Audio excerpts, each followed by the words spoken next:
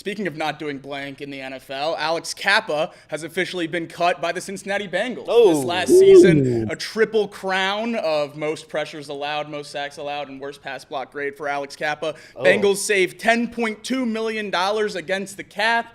We asked last week, we asked Charlie Goldsmith when these cuts would start to roll in. He said, don't worry. I know it's been a while since the Rankins cut, but they are coming. Here they are. Alex Cappa has officially been cut by the Cincinnati Bengals, one that we knew was coming down the pipe. The two no-brainers, Kappa and Rankins, officially taken care of. The Bengals will certainly be attacking a guard in the NFL draft, as we could see from a lot of their interviews. They interviewed a lot of the top guards at the meetings at the NFL Combine. So something we've been talking about for a while on this show, and very, very happy that it finally came. Alex Cappa, no longer a Bengal, $10 million towards the cap. I don't know what PFF grades mean for everybody. I have a hard time trusting them 100%. But at pretty much every grade that he could have, they weren't good grades. His overall was a 50.5. That's 110th out of 135. His pass blocking grade is 39.7, 107th out of 135. Run blocking grade, 54.9, 103rd out of 135. Allowed 8 sacks. That's 134th out of 135. Like, it's not great. It's not great. So I think this was a necessary move for the Cincinnati Bengals, and it gives, again, a more clear picture of what they need to do in the draft.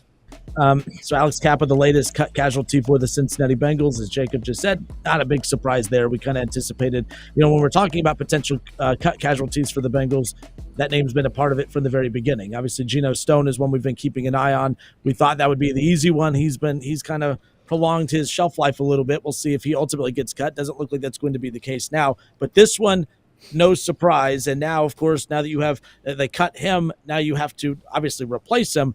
But what was just some of your takeaways with what the Bengals did over the weekend, as far as just any nuggets that came out as far as key position groups that they were keeping an eye on during the Combine? I know we talked last week about Ashton Jeanty, which surprised some people, the tight end position being something that they've paid a lot of close attention to over the weekend. Just your overall takeaways of some key talking points out of the Combine as it wrapped up over the weekend, and some of the activity for the Bengals over the weekend as well. Yeah, I think the Combine's crucial for a team like the Bengals, for really what you said earlier in the show, with the lack of scouting and everything along those lines. You have to have situations when a lot of these guys are in the same place and you can see them all go through the drills and everything like that. Then the Bengals really attacked the position groups we expected them to. And now that we see the cuts rolling in, it makes sense why they met with so many D linemen and so many O linemen. Because the first two things they do in the offseason is cut a D lineman and cut an O lineman. And you look at the other meetings they met with a lot of the top pass catchers, tight ends and wide receivers. Why? The next step on their itinerary for the offseason is T. Higgins. And if they aren't able to get that done, they're going to have to address the pass catcher with one of those tight ends or one of those wide receivers. So the Bengals really handle the Combine, I think, a little bit different than every other team. They don't necessarily just interview players around where they're drafting or around what they think are impressive guys on the field or anything along those lines. They really attack the positions of need and try to weed out the guys they don't like through these Combine interviews. You only get 45 of them. The Bengals, more often than not, use them all, and they were really active over the first couple days of this. And with these cuts rolling in earlier than they usually do for the Cincinnati Bengals, I think this means that we might see the wheels start turning on some of these extensions. The T. Higgins tag deadline is tomorrow, so the goal was always to get an extension done before then. Maybe this extra $10 million is what's going to be able to help push them over the edge in that sense, and that's why the timing is what it is.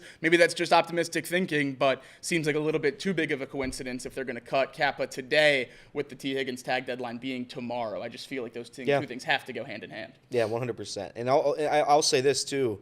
I was looking at some of the guys who the Bengals talked to, and I know Jacob and Casey have already said it. Tate Rutledge, Georgia guard. That appears to be a guy. Maybe you team up with Amarius Mims, 6'6", 320. He's 23 years old, first-team All-American, first-team All-SEC 2023 and 2024. That's another guy that the Bengals could at least look at if you're going to replace Kappa here in the draft, and you have to replace him. And Jacob's right. There's key position groups right now where the Bengals zero in on. So have as many set goals here for the draft as you can come late April. That's the whole goal here is make as many roster moves as you can. And I know we're going to talk about the Jamar Chase thing in a little bit. Do what you need to do so when we get to the draft, we have the clearest picture that you can possibly have.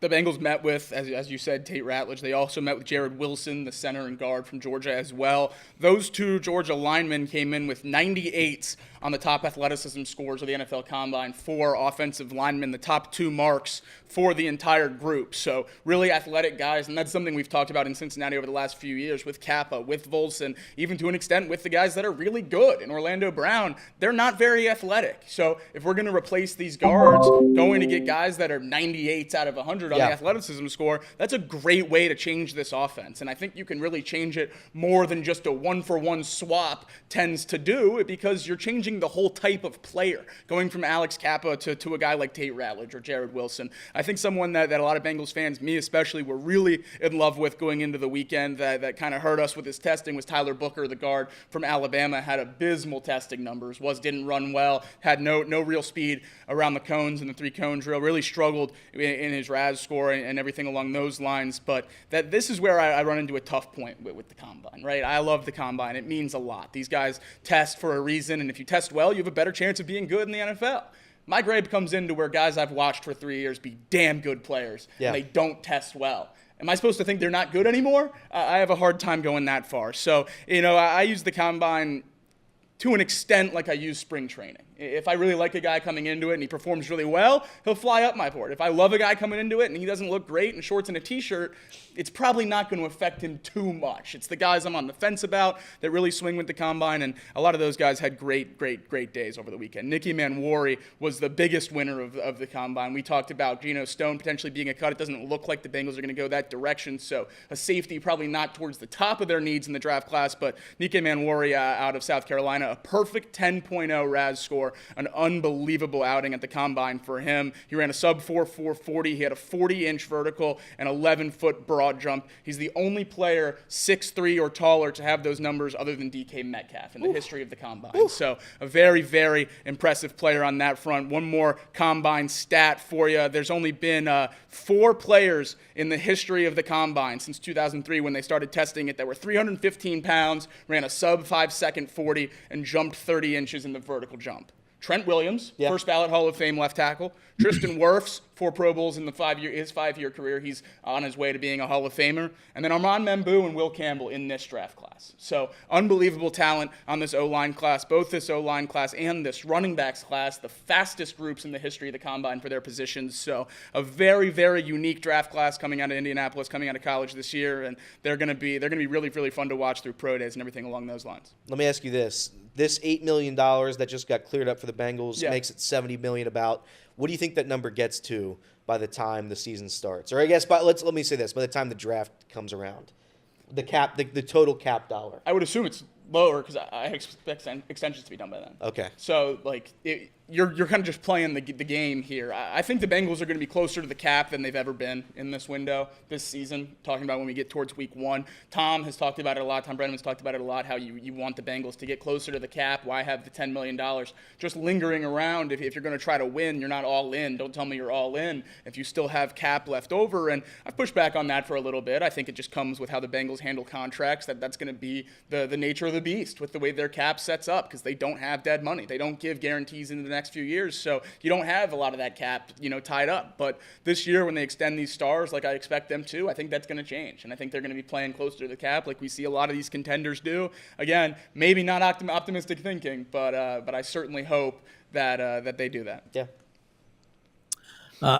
Excuse me, Off the Bench presented by United Dairy Farmers, Chatterbox Sports on YouTube, ESPN 1410 Wingham and Dayton. You talked about that running backs group too. Was that the one position group that probably jumped up the board more than any other position group? I feel like that seemed to be the one position group that not a lot of people were paying attention to, that seemed to be the most shocking in a positive way over the weekend. Was that the number one position group for you that kind of jumped off the page as far as being better than you thought?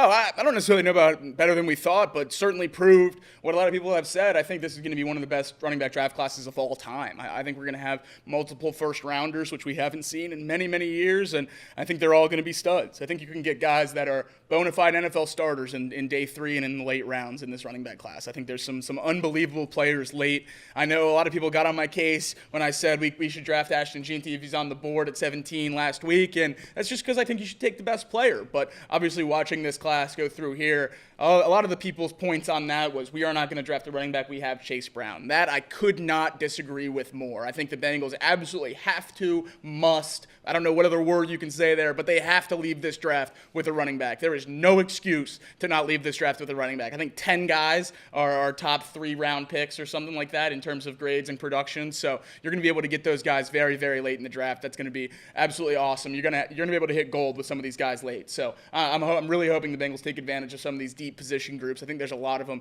at positions of need for the Bengals.